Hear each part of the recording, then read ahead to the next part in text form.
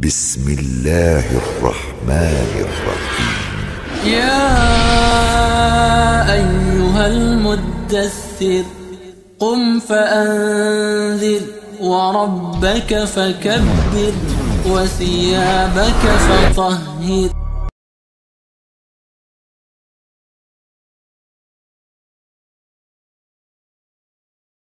Assalamualaikum warahmatullahi wabarakatuh. Waalaikumsalam. Para pemirsa yang dirahmati Allah, kita ketemu kembali dalam kajian rasionalitas Qurani bersama Bapak Haji Iswan Muhammad Isa.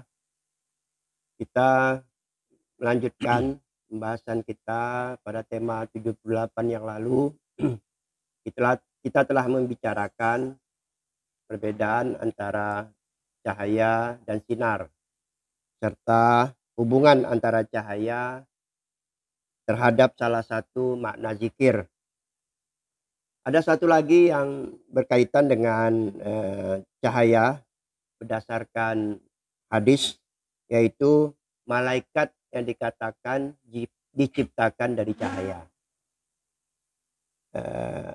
Apa dan siapa sebenarnya malaikat ini? Kalau kita lihat dari kajian rasionalitas Quran, Pak Iswan. Terima kasih, Pak Jul. Assalamualaikum warahmatullahi wabarakatuh.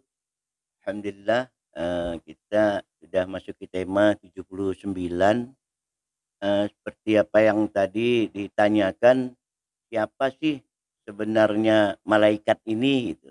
Nah, ini sebenarnya malaikat ini kan di dalam pemahaman kita secara umum itu adalah makhluk supranatural yang kalau kita baca berbagai literatur itu di dalam kita temukan di dalam berbagai ajaran-ajaran agama yang ada, terutama agama-agama Samawi, agama Abrahamik, bahkan di dalam mitos, di dalam mitologi Yunani misalnya. Nah, ini sosok malaikat ini selalu muncul begitu. Nah, munculnya ini kalau kita lihat dia memiliki fungsi yang beragam gitu, tapi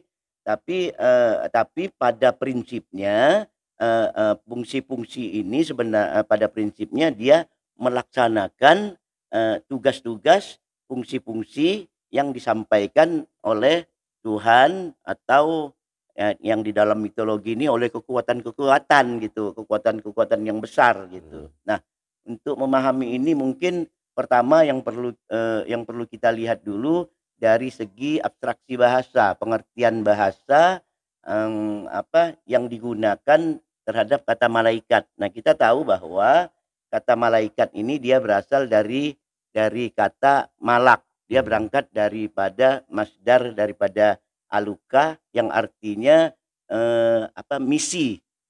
Artinya misi atau menjadikan misi atau mengambil alih sebagai haknya gitu. Nah, ini makna umum daripada malak atau aluka tadi gitu. Nah, dari himpunan makna inilah diturunkan berbagai arti. Nah, kita tahu seperti raja, kekuasaan. Nah, itu disebut juga dengan kata malak tadi, pemerintahan, otoritas, kewenangan, dominasi, kepemilikan, milik gitu kan. Nah, kepemilikan nah dan segala hal dalam bentuk himpunan misi atau menjadikan haknya tadi, menjadikan miliknya tadi gitu. Nah, jadi dalam konteks ini kalau kita pahami, yaitu secara umum itu malaikat bisa kita pahami sebagai entitas yang melaksanakan misi, yang dalam konteks ini misi daripada Tuhan gitu. Nah, karena Tuhan karena Allah ini serba meliputi, jadi misi yang dijalankan ini, yang dilakukan malaikat ini, dia semata-mata menjalankan atau di bawah otoritas daripada Tuhan gitu. Jadi dia semata-mata otoritas Tuhan, atau sederhananya kalau kita katakan sederhananya itu malaikat ini adalah entitas netral. Kenapa saya katakan entitas netral? karena tadi dia hanya tidak melaksanakan lain.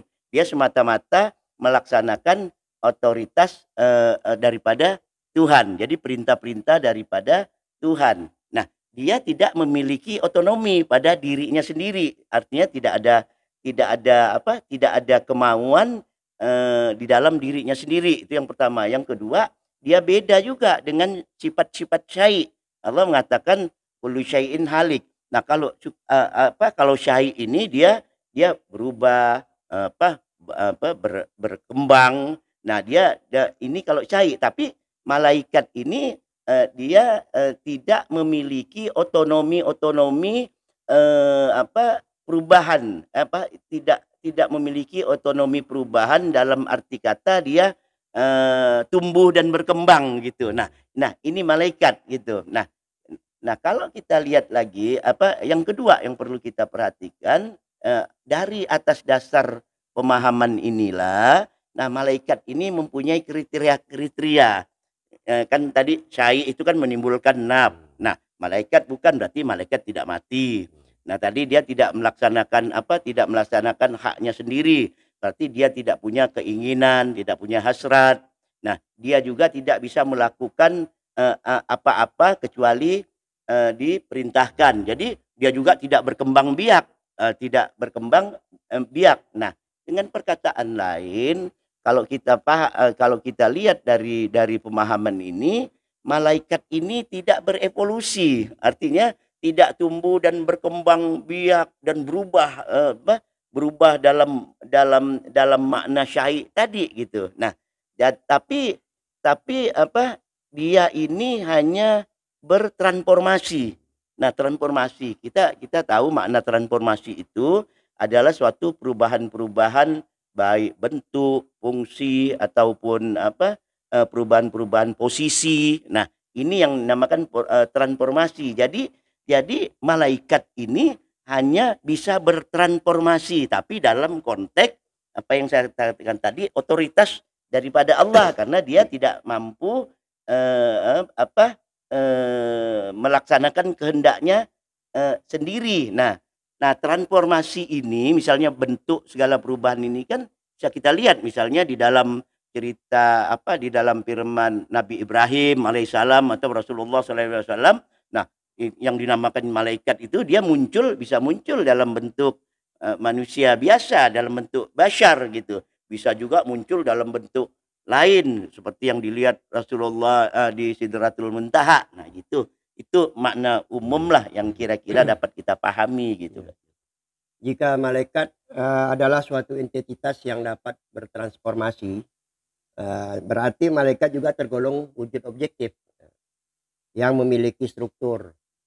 Nah, kalau begitu bagaimana informasi ini dalam Al-Quran, Pak Iswan?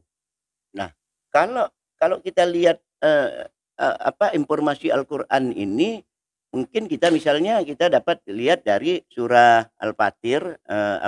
Surah Al-Fatir itu di ayat 1 itu Allah mengatakan alhamdulillah alhamdulillahi fatiris samawati wal ar ja'ilil malaikati rusulan. Nah, alhamdulillah Allah lah yang menciptakan bumi ini dan menjadikan malaikat sebagai utusan pembawa misi tadi, seperti arti umum yang kita katakan tadi kan.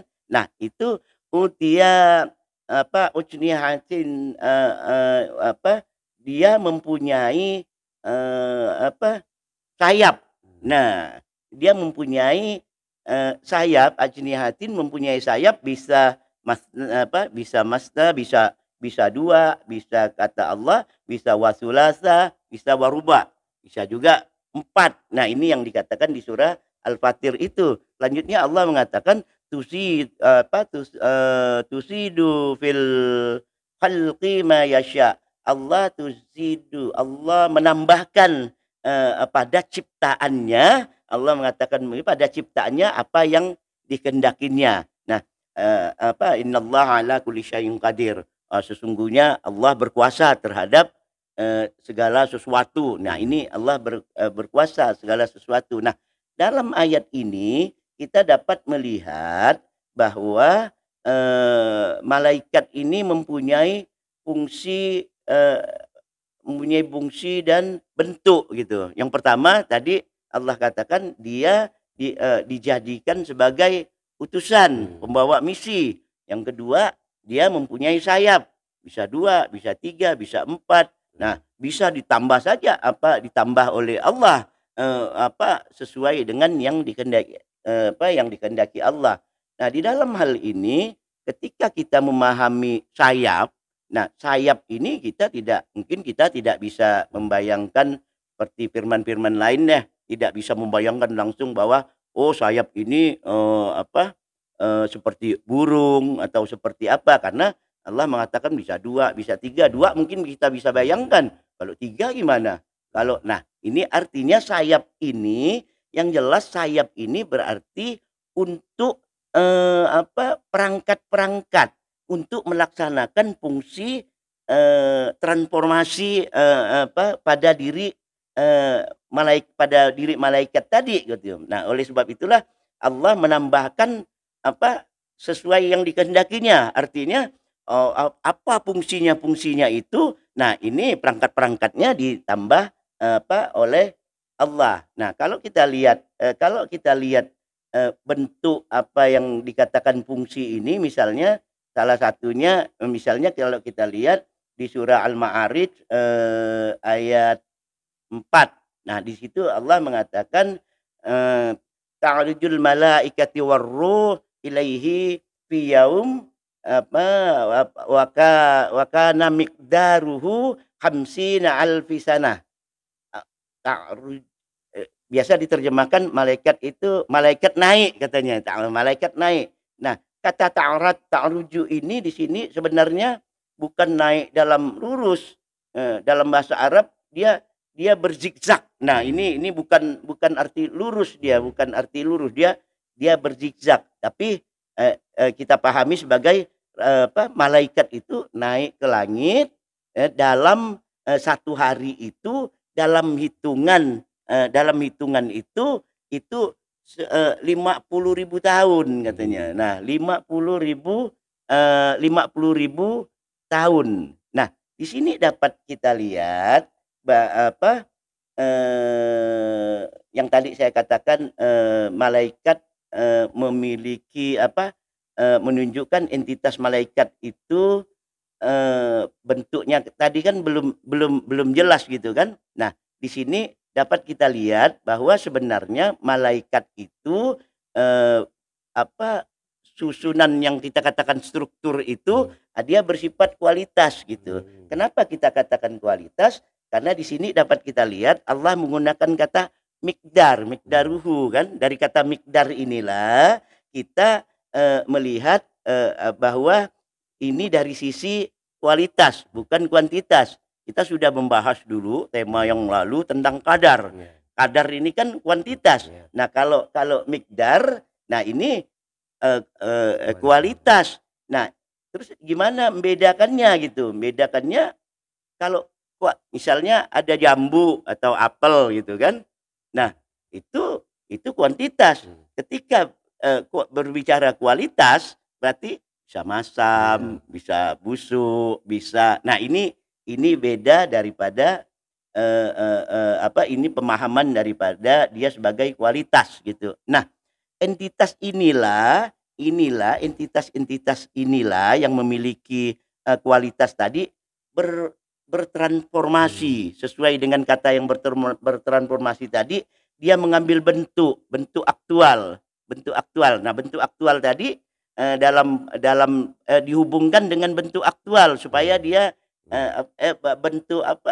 bentuk kuantitas supaya dia aktual gitu. Makanya kata mikdar kalau kita lihat di dalam Al-Qur'an selalu dihubungkan kata mikdaruhu itu ukurannya itu selalu dalam bentuk-bentuk kuantitas. Nah, seperti ayat ini dia 50.000 tahun. Nah, ini kan kuantitas gitu. Nah, ini yang saya katakan kuantitas kualitas yang kita sebut malaikat inilah dia mempunyai kemampuan transformasi, mengambil bentuk ketika dia dihubungkan dengan kuantitas.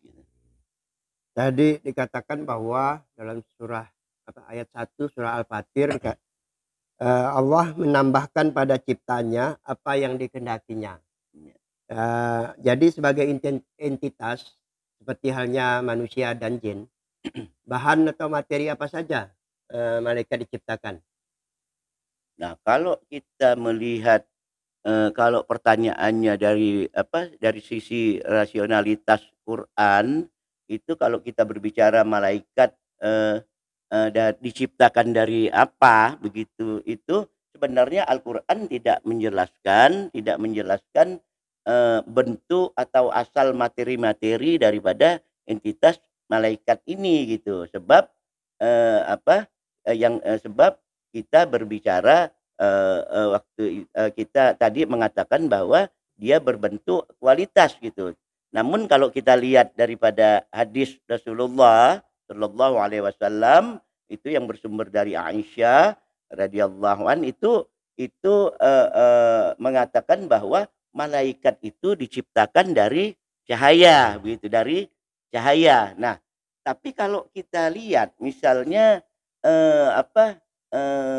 yang lalu kan kita sudah membahas tema cahaya. Cahaya. Nah, kemarin kita membahas tema cahaya ini kan kita menyatakan bahwa cahaya itu timbul karena adanya katakanlah pantulan sinar terhadap materi, terhadap adanya sesuatu, adanya sinar membuat sesuatu ini menimbulkan cahaya gitu. Artinya cahaya ini bukan membuat sesuatu, membuat benda begitu. Nah, kalau pengertian-pengertian seperti ini menurut Al-Quran, berarti cahaya atau sinar yang dimaksudkan Allah di dalam Al-Quran itu dia menampakkan sesuatu, bukan menciptakan sesuatu gitu. Nah, atas pemikiran Qurani inilah ketika kita menemukan hadis yang tadi saya katakan dari Aisyah radhiyallahu anha tadi, ini mengatakan bahwa sabda Rasulullah mengatakan bahwa malaikat ini berasal dari cahaya.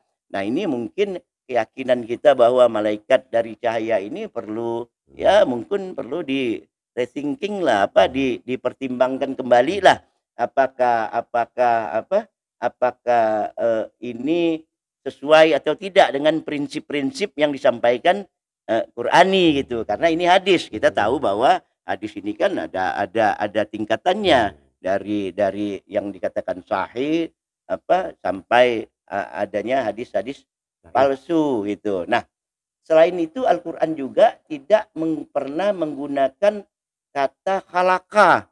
Artinya kata khalaqa seperti benda lain, misalnya khalaqas samawati wal ar, khalaqal insan, khalaqal bashar. Nah, ini Allah tidak pernah mengatakan khalaqal malaikat gitu. Nah, ini kalau khalaqar ruh misalnya, Jibril kan disebut ruh. Nah, Allah tidak pernah menggunakan kata seperti itu. Nah, cuma kecuali Allah hanya mengatakan yang seperti ayat yang kita sebut tadi di surah Al-Ma'arij ayat 4 ini, Allah mengatakan yazidu fil khalqi ma yasha. Allah menambahkan pada al-khalqi, pada ciptaannya apa yang dikehendakinya gitu. Nah, dan berangkat dari itulah keyakinan tentang malaikat dari nur ini perlu kita pertimbangkan kembalilah kalau kita melihat berdasarkan daripada prinsip-prinsip Al-Quran gitu. Jadi secara tepat bagaimana gambaran atau kita terhadap sosok malaikat ini sebenarnya, Pak Iswan? Nah, dari apa yang kita uraikan tadi dengan pemahaman-pemahaman serta ayat-ayat yang kita sampaikan tadi, ini mungkin dapat kita pahami bahwa malaikat itu adalah entitas netral dalam bentuk lebih pada bentuk kualitas yang berbeda dengan syai. Nah, yang syai maksudnya syai ini syai yang memiliki kualitas dan kuantitas. Kalau syai itu kan benda kayak tadi kita katakan apel misalnya kan, ini apelnya itu kuantitas, rasa yang ada itu kualitas. Nah, ini syai. Tapi kalau malaikat ini dia hanya mempunyai kualitas dan dia tidak mempunyai tadi hasrat seperti syai juga. Dia tidak mempunyai keinginan pribadi di dalam dirinya sendiri. Nah, kenetralan malaikat inilah karena Allah maha meliputi, Allah yang maha baik, yang maha benar ini diliputi oleh entitas abstraksi entitas Allah yang ada di dalam abstraksi kita. Dia dia diliputi oleh oleh kekuatan-kekuatan Allah yang katakanlah Allah tidak pernah berbuat hal-hal yang negatif. Nah, kekuatan-kekuatan Allah yang positif ini. Nah, sehingga fungsi daripada fungsi dan aktivitas malaikat tadi dia tergantung mutlak daripada Allah. Oleh sebab itu kalau kita lihat ayat lain itu, malaikat itu tidak pernah melakukan sesuatu pun kecuali yang diperintahkan oleh Allah. Nah, dengan perkataan lain bahwa malaikat adalah perangkat Allah yang melalui kemampuan transformasinya dia mampu mengambil bentuk sifat atau fungsi pada dirinya sesuai dengan misi sesuai dengan apa yang kita sampaikan tadi, yang misi yang dikehendaki oleh Allah Subhanahu wa taala. Nah, kemampuan mengambil bentuk inilah dia bisa nanti mungkin kita bahas pada tema selanjutnya, fungsi-fungsi malaikat. Nah, kemampuan mengambil bentuk inilah dia bisa nanti kita lihat fungsi-fungsi yang ada. Misalnya ada katanya sebagai wahyu, atau ada yang bilang penjaga surga, neraka nanti. Nah, nanti mungkin kita bahas itulah tentang fungsi-fungsi malaikat. Sebelum kita akhiri, kira-kira simpulan apa yang dapat kita ambil dari kajian kita kali ini, Pak Iswan? Nah, dalam tema siapa malaikat sebenarnya ini, di bagian pertama ini mungkin dapat kita simpulkan beberapa hal. Yang pertama, malaikat adalah entitas netral. Dia yang hanya memiliki kualitas dan massa. Kenapa saya katakan massa? Karena dia punya perangkat sayap tadi itu. Nah, ini menunjukkan bahwa malaikat ini mempunyai massa. Mungkin kita semua udah tahu lah, massa ini sebenarnya misalnya kapal gitu. Kapal itu kan dari besi itu, Pak Jul. Ya. Harusnya besi ini kan massanya lebih besar dari air. Nah, kalau masuk air dia pasti tenggelam kan? Nah, tapi tadi yang kita katakan karena tadi mampu bertransformasi, dia bisa timbul. Nah, dengan ilmu-ilmu, nah pemahamannya kira-kira gitulah, sehingga dia bisa berubah gitu, bisa berubah. Nah, dia memiliki massa dan dia sebagai perangkat Allah dengan fungsi-fungsi yang dikehendaki oleh Allah. Itu yang pertama. Yang kedua, malaikat tidak berevolusi seperti yang terjadi pada syai, tapi dia mampu bertransformasi sebagaimana fungsi-fungsi yang diberikan pada dirinya gitu.